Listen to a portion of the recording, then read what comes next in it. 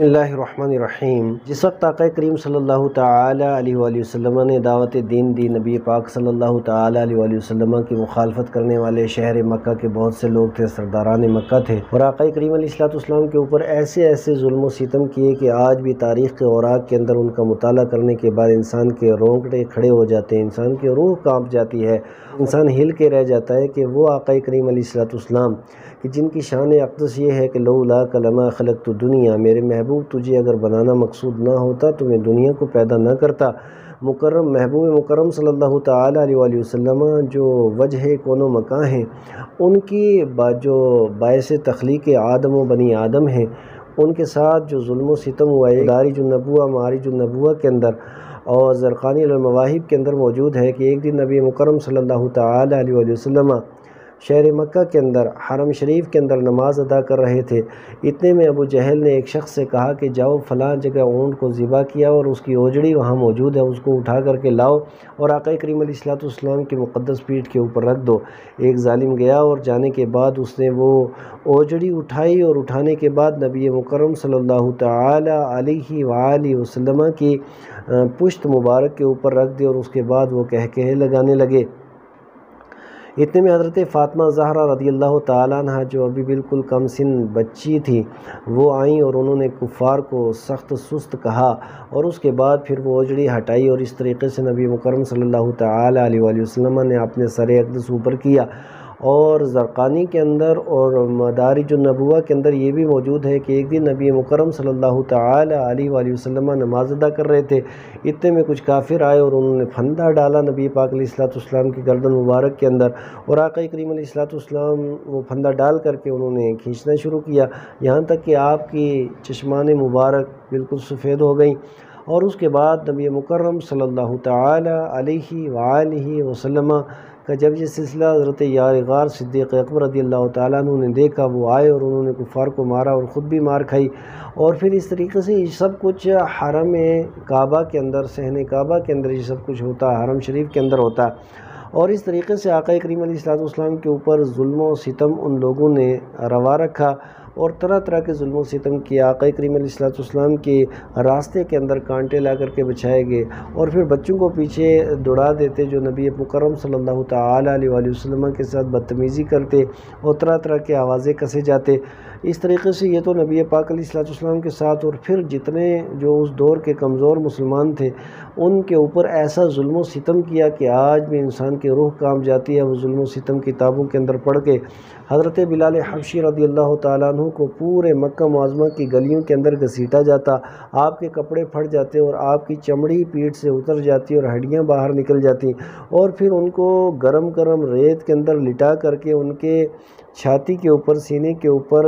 ایک بڑا پتھر رکھا جاتا، اور پتھر رکھنے کے بعد پھر اس کے اوپر بھی کھڑے ہو کر کے حضرت بلال سے کہا جاتا کہ احد احد کرنا چھوڑ دو، احمد احمد کرنا چھوڑ دو، تو وہ اپنی زبان حال سے یہی کہتے، حلق پہ تیغ رہے، سینے پہ جلاد رہے، لب پہ ہو نام تیرا، دل میں تیری یاد رہے۔ اور اس طریقے سے حضرت بلال رضی اللہ تعالیٰ عنہ کے اوپر ظلم و ستم کیا، اور ان کے علاوہ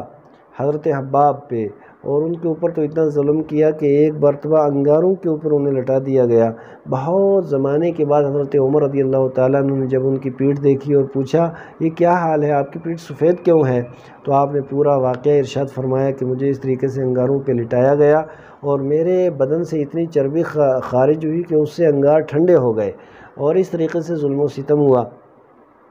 اور پھر اس طرح کے بہت سی شریر قسم کے کافر تھے، جس میں ابو لہب، ابو جہل، اسود بن یغوث، حارث بن قیس بن عدی، ولید بن مغیرہ، امیہ بن خلف، ابی بن خلف، ابو قیس بن فاکہہ، عاص بن وائل، نضر بن حارث، منبہ بن الحجاج، زہیر بن ابی امیہ، صائب بن سیفی، عدی بن حمرہ، اسود بن الاسد، عاص بن سعید بن العاص، عاص بن حاشم، عقبہ بن ابی معیط، حکم بن ابی العاص، یہ سب کے سب نبی مکرم صلی اللہ تعالی علیہ وآلہ وسلم کے پڑوسی تھے، لیکن یہ آقا کریم علیہ السلام کے تعلق سے بہت زیادہ بدتمیزی کرتے۔ حضرت خباب رضی اللہ تعالیٰ عنہ کے ساتھ ساتھ حضرت عمار بن یاسر رضی اللہ تعالیٰ عنہ ان کے اوپر ظلم و ستم ہوتا، اور پھر ان کے والد حضرت یاسر رضی اللہ تعالیٰ عنہ ان کے اوپر اور حضرت سمیہ ان کو تو شہید کر دیا تھا، حضرت صہیب رومی، حضرت ابو فقیہ اور حضرت بی بی لبینہ، حضرت عامر بن فہیرہ، اور ان سب لوگوں کو اتنا زیادہ مارا جاتا کہ ان کے اعضاء توڑ دیے جاتے، اور پھر بہت زیادہ ظلم و ستم اور بہت زیادہ تشدد ان لوگوں نے کیا۔ یار غار حضرت سیدنا صدیق اکبر رضی اللہ تعالیٰ عنہ میں سے ان میں سے جو غلام تھے، جس طریقے سے حضرت بلال حبشی رضی اللہ تعالیٰ عنہ، عامر بن فہیرہ ہے، ابو فقیہ ہے، اور لبینہ ہے، اور حضرت زنیرہ ہیں، تو حضرت ام امیس ہیں رضی اللہ تعالیٰ عنہ، ان کو بڑی بڑی رقمیں دے کر کے کفار سے حضرت صدیق اکبر رضی اللہ تعالیٰ عنہ نے خریدا، اور خریدنے کے بعد ان سارے کے سارے لوگوں کو جو ہے وہ آزاد کروا دیا،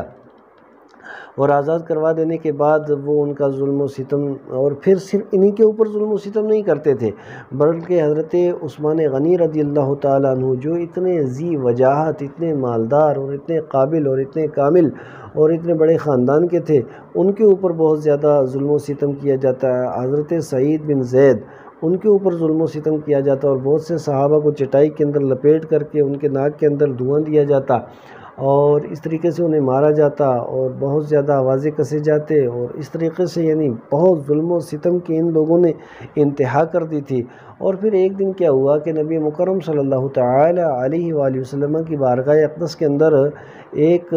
وفد آیا کفار کا، اور انہوں نے کہا کہ نبی مکرم صلی اللہ تعالی علیہ وآلہ وسلم کا آخر مقصد کیا ہے؟ کیا آقا کریم علیہ السلام کسی حسینہ کے ساتھ شادی کرنا چاہتے ہیں، یا مکہ معظمہ کی سرداری چاہتے ہیں، یا سونا چاندی چاہتے ہیں؟ ان تینوں میں سے جو بھی آپ کو شرط ہو تو ہم وہ کر دیں گے، آپ کا نکاح بھی کسی اچھی عورت کے ساتھ کروا دیں گے، اور اسی طریقے سے اگر آپ سرداری چاہتے ہیں ہم سب آپ کو اپنا قائد، رہبر، رہنما اور سردار مان لیتے ہیں، اور اگر آپ کو دولت و ثروت کی ضرورت تو ہیرے جواہرات، سونا چاندی آپ کے قدموں میں لا کے ڈال دیتے ہیں۔ مصطفیٰ کریم علیہ السلام نے ان کی بات سنی، سننے کے بعد آقا کریم علیہ السلام نے ارشاد فرمایا، اگر میرے ایک ہاتھ کے اوپر چاند کو رکھ دیا جائے، ایک ہاتھ کے اوپر سورج کو لا کر کے رکھ دیا جائے، پھر بھی میں نے جس مشن کی شروعات کی ہے اور جو دعوت و تبلیغ کا سلسلہ میں نے شروع کیا ہے، اس سے پیچھے میں ہٹنے والا نہیں ہوں، چاہے اس راہ میں میری میں اپنی جان بھی جان آفرین کے حوالے تو کر سکتا ہوں، لیکن میرے پاؤں کے اندر کسی طرح کی کمی اور میری پیش رفت کبھی رک نہیں سکتی۔ اس طریقے سے نبی مکرم صلی اللہ تعالی علیہ وآلہ وسلم کو طرح طرح کی انہوں نے باتیں کی، لیکن نبی پاک علیہ السلام نے اس مشعل کو روشن کیا، اور روشن کرنے کے بعد پھر اس سلسلے کو آگے بڑھایا۔ پھر ایک وفد جناب ابو طالب کے پاس گیا، اور جانے کے بعد ان سے یہ کہا کہ آپ کے بھتیجے نے آپ دیکھیں نا کیا کیا انہوں نے ایک سلسلہ شروع کیا ہے، وہ لات کو برا کہتے ہیں، منات کو برا کہتے ہیں، حبل کو برا کہتے ہیں، وہ اصنام کو برا کہتے ہیں، وہ توحید کا درس دیتے ہیں۔ اور اس کے بعد جناب ابو طالب نے نبی مکرم صلی اللہ تعالی علیہ وآلہ وسلم کو بلانے کے بعد ان سے یہ گزارش کی، آپ کا یہ چچا بوڑھا ہو گیا ہے، سارے لوگوں سے اب میں لڑ نہیں سکتا ہوں، آپ یہ سلسلہ چھوڑ دیں۔ تو نبی مکرم صلی اللہ تعالی علیہ وآلہ وسلم نے صاف طور پہ ارشاد فرمایا کہ جو میں دعوت و تبلیغ کا کام کر رہا ہوں، اور اللہ تبارک و تعالی نے جو وحی میرے اوپر نازل فرمائی ہے اور مجھے احکام اسلام پہنچانے کا مکلف بنایا ہے، یہ سلسلہ کسی صورت میں روک نہیں سکتا۔ پھر جناب ابو طالب نے سننے کے بعد پھر وہ بھی آپ کے حمایت کرنے لگے، اور کہا کوئی بات نہیں، اگرچہ میں نحیف و ناتواں اور بوڑھا ہی کیوں نہ صحیح، لیکن میں آپ کا ساتھ ضرور دوں گا۔ یعنی سیرت ابن ہشام اٹھا کر کے دیکھیں، اور سیرت کے اوپر جتنی کتابیں ان سب کا خلاصہ میں نے آپ حضرات کے سامنے پیش کرنے کی کوشش کی ہے۔ اس طریقے سے ظلم و ستم بھی ہوئے، راستے کے اندر روڑے بھی اٹکائے گئے، بلکہ راستے کے اندر بڑی بڑی رکاوٹیں کھڑی کی گئیں، لیکن آقا کریم علیہ السلام نے جس مشن کی شروعات کی تھی، اللہ تبارک و تعالیٰ کا کرم، اس کا فضل شامل حال رہا، اور یہ سلسلہ آگے ہی بڑھتا رہا، اور یہ سلسلہ کہیں رک